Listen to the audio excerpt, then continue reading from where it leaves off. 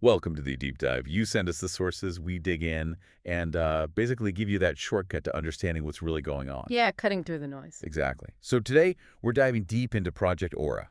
Lots of you are curious about this one, wanting to get up to speed quickly. Understandably so. Our mission, then, is to figure out how this project plans to connect, well, potentially billions of people who are currently offline. It's a massive undertaking. We've got a good look at Project Aura, and what we really want to unpack is how it might bring AI power, serious AI power, to maybe 2.6 billion people globally who just don't have internet access.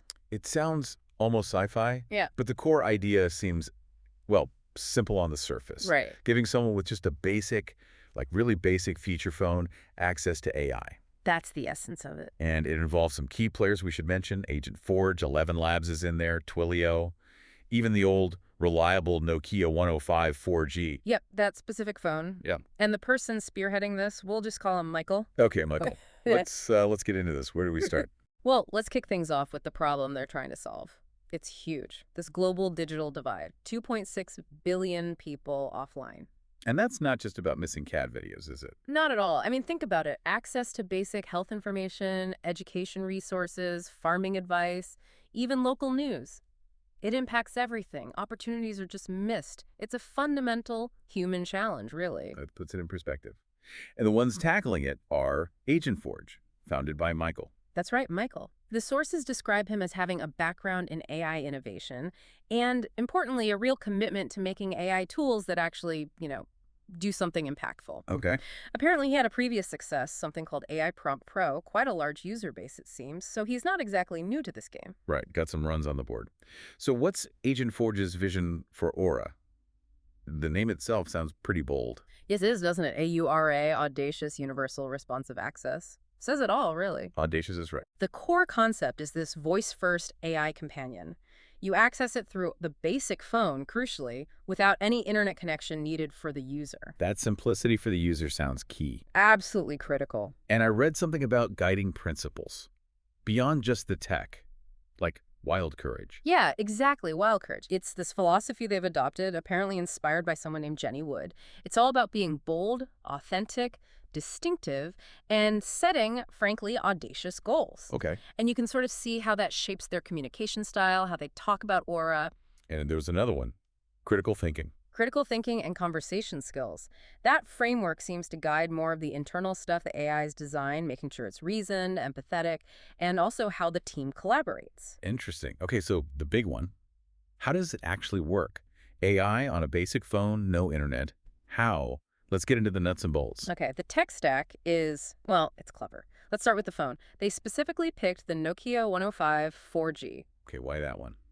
Seems quite basic. That's exactly why. It's super affordable, it's tough, it's available almost everywhere, the battery lasts forever. Right, the classic Nokia battery life. Exactly. And crucially, it's familiar.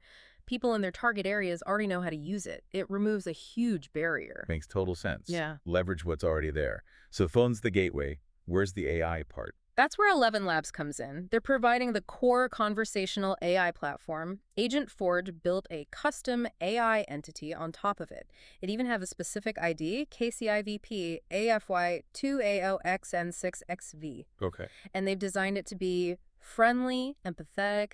It uses 11 Labs tech for really natural-sounding text-to-speech, the voice output in different languages. Multilingual, too. Impressive. Yeah. And it understands speech, so speech to text, and then it connects to powerful language models for the actual intelligence. Think like the kind of AI brains developed by Google DeepMind. Wow, okay, so serious processing power behind the simple interface. Absolutely. And they've even got a custom model for making the conversation flow naturally, managing the turn-taking. That's a lot packed in. But how does my call from this Nokia actually reach that 11 Labs AI? There's still a gap there, right? Right, that's the Twilio piece. Twilio programmable voice. AgentForge uses Twilio to get local phone numbers in the countries they're targeting. Ah, so I dial a local number. Exactly. Say you're in the Czech Republic or the US, you dial a number that feels local. Twilio takes that call and, using something called a webhook, it instantly connects your call to the specific Aura AI agent sitting on the 11 Labs platform. So Twilio is the bridge. It's the crucial bridge. It connects the old school phone network directly to the cutting edge AI. seamlessly. And Twilio handles all the call management stuff too, provides data. That's actually quite ingenious using existing phone lines. It really is. It bypasses the need for internet infrastructure on the user's end completely. That's the game changer. Okay, paint the picture for me. I've got my Nokia 105 4G.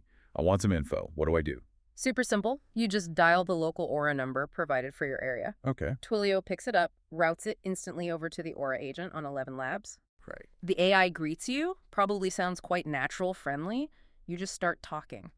Ask your question, make your request. Just speak normally. Yep. The AI listens using speech to text. It figures out what you need using its language model, that Google DeepMind level intelligence, potentially pulling in specific info if needed. And then? And then it talks back using that natural text-to-speech voice. It's a conversation back and forth, like talking to a very knowledgeable person. Accessing all that knowledge, like you said, Google DeepMind's AI brain, just through a phone call. Wow, it's powerful stuff, packaged very simply. So what makes Aura stand out? There have been other projects trying to bridge this divide, right? What's different here? Several things. The biggest one is that truly offline access for the user. No internet needed, period. That's huge. It works on the most basic feature phones, so no smartphone cost barrier. And because it's all voice? No need to read or type? Exactly. No digital literacy barrier. Anyone who can make a phone call can use it. Plus, they're aiming for this one-time $49 access fee. Details are still TBD, but it shows a focus on affordability. It's interesting how that wild courage idea seems to pop up again. You mentioned it shapes their communication. Yeah, you see it in the language they use, talking about an offline revolution aiming for billions of users. It's bold. Right. Even their marketing using physical leaflets in newspapers to reach offline people. They call it analog to promote digital. That's quite distinctive. Analog to promote digital. I like that. And even online, their video titles and posts like that Prompt Pro, Your Unfair Advantage one, have that audacious feel. It fits the wild courage mantra. And the other framework, critical thinking and conversation skills. How does that play out? That seems more about the substance. It guides the AI's design, making it empathetic, useful. It also shapes how the team works together, solves problems, like incorporating advisor feedback to make the AI connect better emotionally, or tackling tricky issues like, how does Aura remember me if I call back? They approach that methodically. You mentioned some other concepts too. The era of experience. Ah, right. That's more of a long-term view. The idea is that Aura won't just rely on its initial programming. Over time, by interacting with potentially millions of users, It learned. it could learn, it could gain insights, become more helpful in ways they didn't even predict initially. It evolves based on actual use. And the Google Agents Companion. It's like a handbook or something. Sort of, yeah. It's a set of best practices for building and managing AI agents. AgentForge seems to be applying these principles How so? by focusing on managing their tools effectively. 11 Labs, Twilio, orchestrating the conversation flow, thinking hard about memory for users, and using data like call logs and transcripts to measure how well Aura is doing and improve it. It's about being structured. Got it. So, boiling it all down. Yeah. What's the ultimate mission here? What impact do they really hope to have? The core mission is crystal clear. Bridge the digital divide. Empower those billions without internet. How?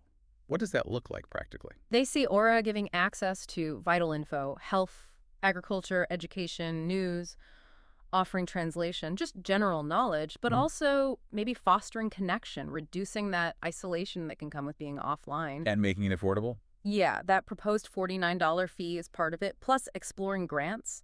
They call it the offline revolution because they genuinely seem to believe it can change lives by democratizing access to information. Okay, so that's the vision. How far along are they? What's the status now? Well, surprisingly far in some ways. That Aura AI entity, the one with the ID, it's live. You can actually go online and talk to it right now, test it out. Really? Okay. And they have the Twilio phone number set up, connected via the webhooks to the 11 Labs API. They're logging calls, getting transcriptions, basic analytics are running. And the marketing, those leaflets. That analog to promote digital strategy is part of their go-to-market plan alongside online advocacy to get the connected world involved in testing and spreading the word. Sounds like momentum. But what are the big rocks still on the road? The challenges? Oh, definitely challenges remain. User identification and memory is a big one. How does Aura know it's you calling back on a basic phone? They're looking at caller ID, maybe a PIN system, things like that. Right. Privacy and consistency. Exactly. And scalability, can the tech handle millions, potentially billions of calls? Content relevance is huge too, making sure the info is right, localized, culturally sensitive. Across so many potential regions. Yeah. And then how do you even measure the impact in truly offline communities? That's tricky. Plus the usual ethical considerations around AI. Seems they have advisors helping navigate this. You mentioned Christopher Lowe. Yes, Christopher Lowe. He's come on board as an advisor, and his feedback seems really focused on pushing them on the emotional connection, doing deep user research, and figuring out funding. He's apparently helping structure their business planning. Sounds like valuable input.